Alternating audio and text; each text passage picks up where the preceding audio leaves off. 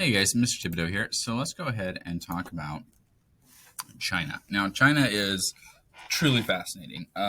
They're responsible for some of the greatest um, developments in human history and one of the longest empires.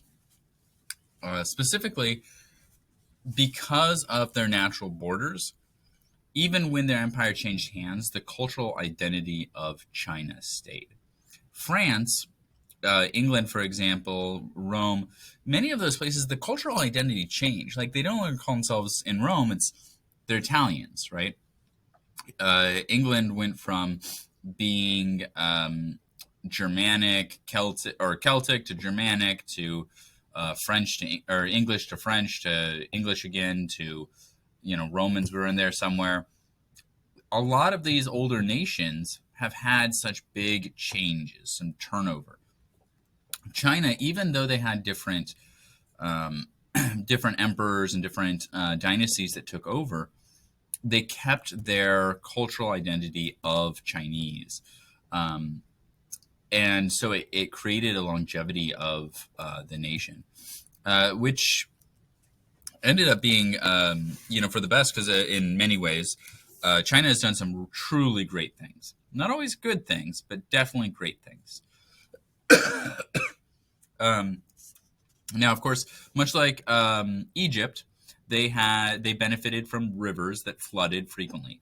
The flooding is important because with absent of modern farming practices, if you do not have flooding, you have to move pretty frequently, every 50, 60 years or so, because your land will no longer be able to grow as much crops. The land just gets tired. All of the minerals get depleted from it. However, with floodplains, every 50 years or so, the river floods and gives you new minerals, and you're good. Um, so Egypt and here in China, as well as in the what we saw last week with some of South America as well, those floodplains are critical. Um, all right, a few different dynasties that we talk about. I want to talk a little bit about the Mandate of Heaven. Is pretty important. So the Zhu come over, and also real quick, spelling. Why do they use a Z when it's like a Jo sound? Um, the thing is this is not written in English. It's actually written in Russian. China is really, really close to Russia. All of that's basically, Russia somewhere up top here, depending on which version of Russia it is. But there's a lot of interplay, which means that they were closer to and they used the Russian alphabet instead of the English alphabet when they are going to write in what's closer to using our letters. So we're looking at Chinese lettering through Russia first. And that's why we have all these Z's and different things like that in there instead of, like, say, Japan did not have any Russian influence and instead only had English influence. As such, their sounds are much more easier for us to look at and read. Okay. All right. So the Zhou overthrow the Shang and become China's longest ruling dynasty. Now they have this thing where they're like,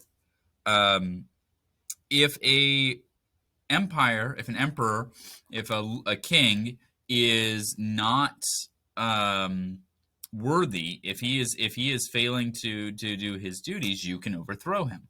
Now, why would someone in charge say that? Well, keep in mind they only got in charge because they conquered the last dynasty, right? So whenever you do that, you need to have some legitimacy for yourself. So you can't say, all right, the king is ordained by God to be in charge, and then overthrow the king and expect everyone to be happy. So what you do is you create a reason why it's okay to overthrow them. So they came up with a Mandate of Heaven.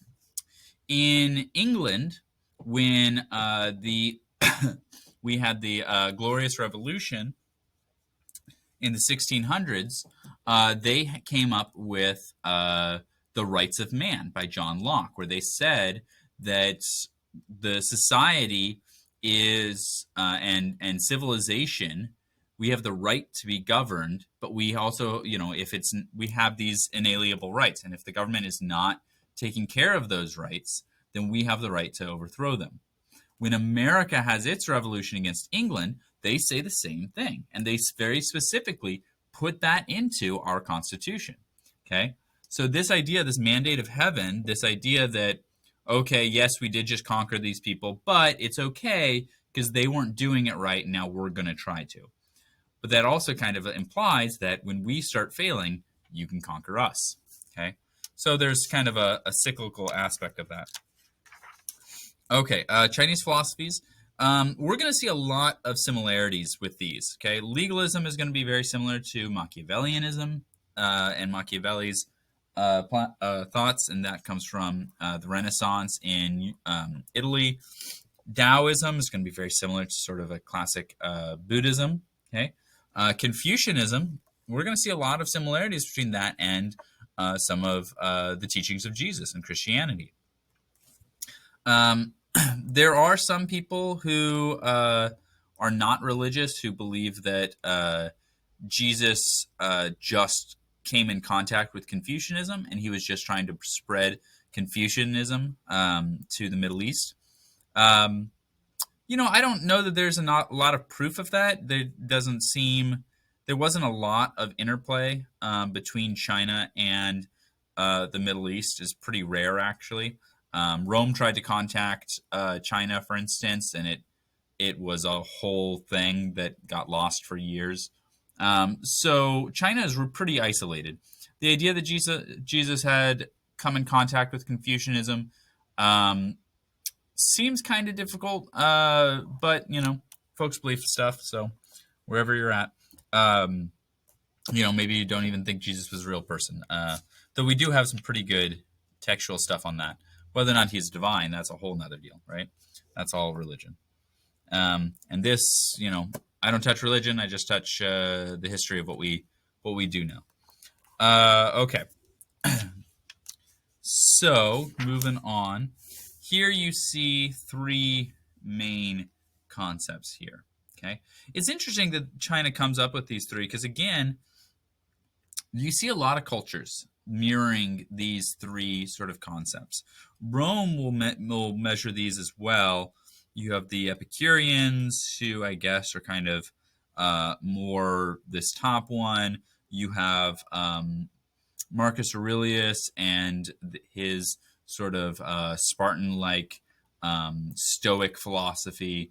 And then you also have kind of more of the classic Roman philosophy of stay in charge, be brutal. Shi Huangdi, so he was a perfect example of how you can be a great person, a great ruler, a great man, and not be a good man. That he was absolutely a terrible person, 100% awful. Okay, he did lots of murder, burning books. This idea of be kind to one another in Confucianism is something that he did not like. He believed in this bottom one of you should be focused entirely on being in charge and staying in charge. Okay, so he was not a good guy, and yet he creates a lot of important, great things. The Great Wall of China, for instance, that's because of him. China stays safe for a very long time because of the Great Wall. The Terracotta Warriors, this really, truly beautiful thing of, like, what was it, 1,000, 10,000 terracotta statues of warriors set to guard him in his afterlife.